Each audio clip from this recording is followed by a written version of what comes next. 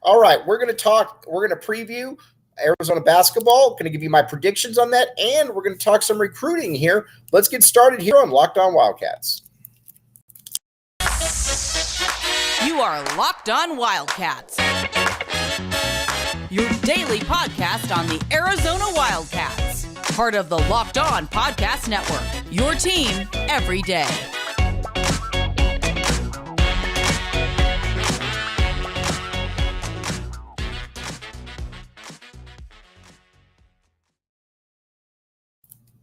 Thanks for keeping it Locked On Wildcats. I'm your host, Mike Luke. All right, we got a lot to get to this show, but first we're going to talk about Arizona looking to get back on the winning side against the Mountain Schools.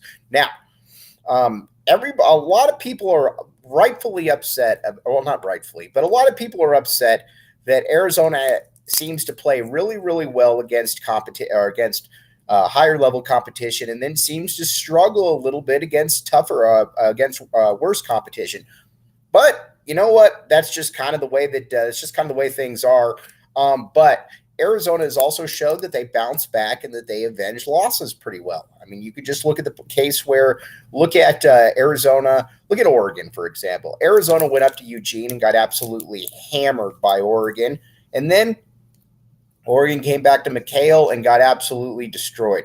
Arizona lost at home to Washington State, went up there, took care of that one as well. So, again, Arizona's got a track record of avenging losses. I would expect Arizona to sweep both of these schools. But like we've talked about a million times, Arizona's margin for error isn't what it was last year. Remember, last year when you had Ben Mathurin, Dalen Terry, Christian Coloco, those guys covered up a lot of issues right there. With Christian Coloco, you always knew you had shot blocking on the back end. With Ben Mathurin, you had that explosive score that could get you 30 on any given night. And then you had Dalen Terry that was kind of that jack of all trades. All those guys were plus-level athletes. You lost all those players, so it's different now. And again, you replaced them with capable players, but not stars like some of those guys were.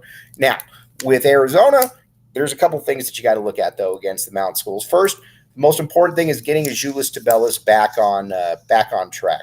I don't envision that this will be any problem at all, mainly because Azuolas has just played very, very well this year, and he hasn't had back-to-back bad games. As a matter of fact, I don't know that he's had any games like that, to be honest. So I expect Azuolas Tubelis to step back and to perform very, very well this coming week. Then Umar Ballo, kind of the same boat right there. You need Umar to basically kind of get back into the mode where he was essentially destroying people out there and just pushing people around. If he can do that, then Arizona's always going to have a chance against pretty much anybody. Now, then on the perimeter, we're kind of at the point now with Kirk Kriisa, I think, where it's safe to say that he's not going to ever be a great shooter, but I'd like to see him get back on path to a certain extent where he's getting your 7 or 8 assists, and he's continued to do that. So we got to give him a lot of props there. But not only do you get the 7 or 8 assists, you also get 13 points on a little bit more effective shooting. That's where I would like to see Kirk Kriisa get at. But the other thing, Courtney Ramey, would love to see Courtney Ramey get to the point where, every single game he's getting you 18, 19 points per game. I think he's more than capable of that. We've seen that when he gets going, he can score. And I think the one thing that Arizona fans maybe aren't putting enough value on is where Courtney Ramey, yes, he's a great shooter, but I would love to see him start to get to the basket a little bit more, because you watch Pelle Larsson, you watch Kirk Kriisa, these are never guys that are going to have next level ball handling to them, to where they're going to be able to get to the basket, to where they're going to be able to cause, stress in the lane. That's just not how they're equipped. That's just not how they're built. But Courtney Ramey is a little bit different right there. And again, I don't want to make Courtney Ramey out like he's Damon Stoudemire. I'm not saying that at all, but he's also a guy that, again, when he gets into the paint, he can cause some issues. I would like to see him I'd like to see him do a little bit more than what he's doing right now. But again, that's up to Tommy Lloyd. Tommy Lloyd obviously knows what he's talking about, and I'll give Tommy Lloyd the benefit of the doubt. And then before we get into a little bit of recruiting, Kylan Boswell, just continue to go with what you're doing out there. Boswell has been absolutely fantastic. When Tommy Lloyd said before the year that he thought that he could be one of the best guards to ever come through Arizona, I'll be honest with you, I scoffed a little bit, mainly because, when you live Damon Stoudemire, when you live Mike Bibby, when you live Jason Terry, you're definitely, to put guys into that category when there hasn't been anybody that's come through since then, that's tough. But Boswell can play. I mean, you could just tell that there's a lot to like about Boswell, and so again, we'll continue to follow that one. But I expect Arizona to sweep both these schools. If they don't sweep, then Arizona's probably not as good as maybe I've given them credit for, because they're going to have they should have the full attention. Tommy Lloyd should have the full attention of his team right here, going against a team that beat him, quite frankly. And you need to get back on the right foot, because again, you just lost to Stanford, you lost to Utah earlier in the year. You have every reason to go into this game. You have every reason to go into this game and feel that, all right, we got to be able to win this, because we got to get back on the right. We got to get back on the right foot, and we got to make. We got to continue to push for that number 1 seed. I think that number 1 seed is still a possibility. I know a lot of people out there are saying that. Well, is it really still out there? It is still out there. The main reason why is because everybody in college basketball is dropping games right now. I mean, we've talked about it. The vaunted Purdue from the great Big Ten Conference has lost 2 of 3. And, Kansas earlier in the year lost 3. Now, granted, those were awesome teams, so I'm not going to give a ton of kudos to that, or a ton of credence negatively to that, but everybody's dropped some games, and everybody's got some flaws. Purdue's in the Big Ten. That's a flaw, in my opinion. Then you've got Houston that struggles to score at times. Then you've got Alabama, which is incredibly young. So all these teams are dealing with some issues right here. Arizona is not unique in that regard, and that's why I think people just need to look at it and say, okay, Arizona could drop some games, but at the same time, Arizona can also beat anybody in the country. And that, to me, is the key. When you're going into the NCAA tournament, yes, if you can lose to a lot of teams, then you could probably get dropped early. But the one thing that we've seen from the University of Arizona is that they've stepped up their game against really good teams. And I expect that to continue, to be honest with you. We've talked about it a great deal, but I could see this team making or I could see this team getting bounced in the second round, or I could see this team making it to the Final Four. Neither one would really surprise me, to be honest with you. So again, Arizona's still big picture, everybody. Arizona's 24-4. Come on. Arizona's 24-4 with 5 top 25 wins. You beat Indiana, you beat Tennessee, you beat UCLA, you beat San Diego State, you beat Creighton. Those are all awesome wins for the Cats. And again, those are wins that not many people in the country, I think, can really look at and say that we have something similar to that, because quite frankly, they probably don't. Again, big time wins for Arizona. I am not worried. All right, now let's talk a little bit of recruiting, but first, FanDuel. All right, here's the deal with FanDuel. You can make every moment more. FanDuel.com/LockedOnCollege. You can put down $5 and get up to $150 in free plays. This is the time of the year that you want to be. This is the time of the year that you want to bet on. This is the time of the year. Football's over, And you know what? It's not as fun a season for some people. That's why you've got it. That's why it's even funner or more enjoyable. Not funner, not a word. That's why it's even more enjoyable to put some money down on a game that that you might not have any interest in. So you got basketball, then you got baseball right around the corner. You just got to keep that one going. But again, FanDuel, check it out. Check out the show notes and the link in the description. FanDuel.com/locked on. Great stuff going on there. All right, we'll be right back with you. We're going to talk some Arizona basketball recruiting.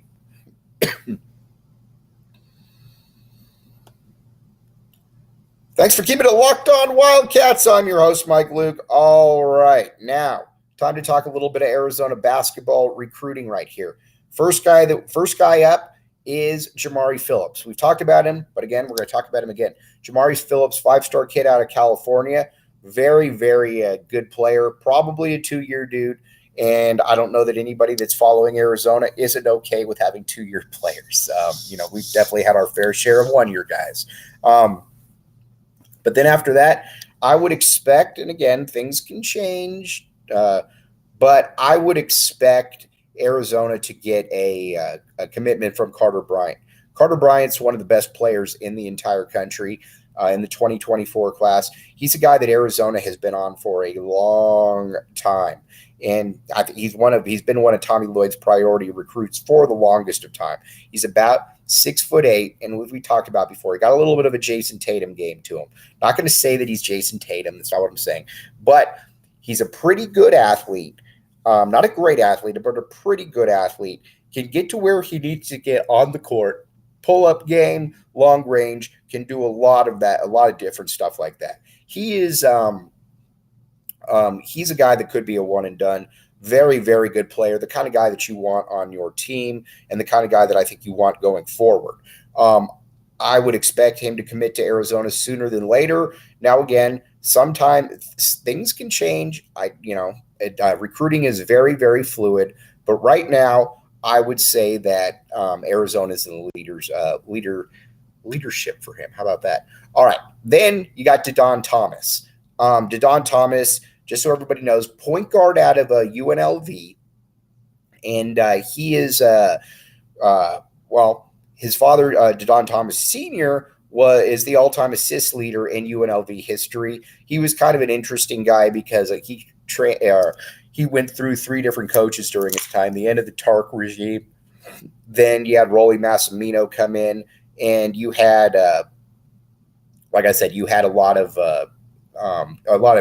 turnover there. But he still lives in Vegas. His kid plays in Vegas, and his kid's very good. Got to see him this past summer. What I think what you like about him is that Dedan Jr. is a little undersized, but probably not a great NBA prospect. I think he plays in the NBA, but probably not a great NBA prospect. But he he fits right in with that multi-guard or that multi-year player that I think Tommy Lloyd is looking for. As far as a player comparison, he's a lefty, a little undersized, doesn't have Damon's range or anything, but kind of plays a little bit like that, fast, but also can be herky-jerky. Again, there's a lot to like about his game. If Arizona could get him, you would feel very, very good about that lead guard position for the next 3, 4, 5 years. Granted, right now you got Kylan Boswell, but I think you'd like to get some more players out there as well. And if you can get some more guys in there, then you're really, I think, feeling comfortable about where you're at. Now, with then you got Zoom Diallo. Zoom Diallo, another player that while he is I don't envision him coming to Arizona. Again, I could be totally wrong on this, but he's a different level of player than Dedan Thomas in that he looks more like your typical guy that Kentucky generally gets. He's about 6'3", 6'4", something like that. Very, very good athlete. Not only a very good athlete, but a guy who is just physically able to kind of just take over at points. He's quite, like I said, he's quite impressive. I don't think that Arizona gets him. I would love to be wrong on that one, though. But those are your 2 point guard prospects right there. There aren't a ton of other names that are in the equation. But as those names do come through, we will continue to talk about them and talk about those names. Okay, now going to take a quick little break right here, and then we're going to talk about the off-season storylines for Arizona football.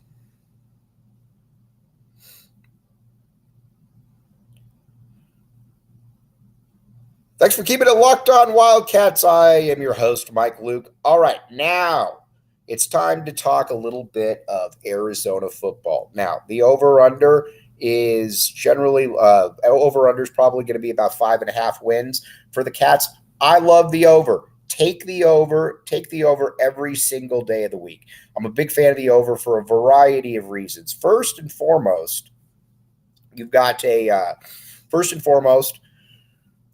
Arizona is going to be underrated again. I just think that that's going to be kind of the way it is. Arizona is going to be underrated again, but you look at the key positions that you want, and not only the key positions you want, but the one thing that I think a lot of people look past is the quarterback. Now, at the quarterback position, you want to have next level type players. I'm not really saying anything right there that isn't true. You want to have next level type players. Arizona's got 3 really good options, and honestly, I think this is about as good a quarterback room as I've seen at the University of Arizona in quite a while, just from a depth perspective. So again, I'm going to go over on those 6 wins, or that 5.5 wins. But a big part of it is, what are you going to do on the defensive side? We talked with our good friend William Brad Alice, and Brad said that his biggest concern of the pass rush and the secondary. So let's talk about it. Pass rush, I agree with him. I think that there's some real questions about where that pass rush is going to come from, because there's not a lot of quick twitch guys on this team. There's not a lot of guys that can bend off the corner, can bend off the corner and get to their guy. Deuce Davis is one of those guys. Deuce Davis is the guy who I think, if he can continue to get bigger, and they've thrown out some videos of him, he looks absolutely fantastic right now. If they could throw out some, put a little bit of weight on him, I think he's going to be really good. But after that, I don't exactly know where that guy is going to be coming from, because you've got some aspects that are very intriguing, to be honest with you. You bring in Big Bill Norton, you got Kangaika, you got Uiagalelei, you got Uiagalelei, so you're good on those fronts. You got some dudes up there. But I don't know that any of those guys are pass rushers, and I think that's a little bit of the concern right there, that there's no real pass rushers up there. And so might have to manufacture a pass rush there. We'll see it, but I expect them to be better this coming year. Now, on the secondary is fascinating, because I like Prysock, I like Takario Davis. I think that all of those guys, or I think that both those guys are kind of your new wave player right there, and that they're about 6'2", 6'3", something like that, and they can all move. But I think the one question is what can they, what's their upside right there? Can they continue to improve? I think in the nickel, you got Trayden Stukes, who I like a great deal. But then after that, you got to look at the safety spot. And I think at the safety spot, that's where I'd like to see him go young. I'd love to see Isaiah Taylor, who I think is going to start. And then I'd love to see Genesis Smith, kid out of Chandler, get some run as well. Both those guys, I think, are going to be players here. And I think between DJ Warnell and Gunnar Maldonado, one of those two should be a solid enough guy. So I'm okay with the secondary. I really am. But I do worry about, outside of Deuce Davis, who's going to be that quick twitch pass rusher. And I guess we'll find that one out. All right. We'll be back with you tomorrow. You've been listening to Locked On Wildcats. We'll have everything you need to know about Arizona's win tonight and everything else. You've been listening to Locked On Wildcats.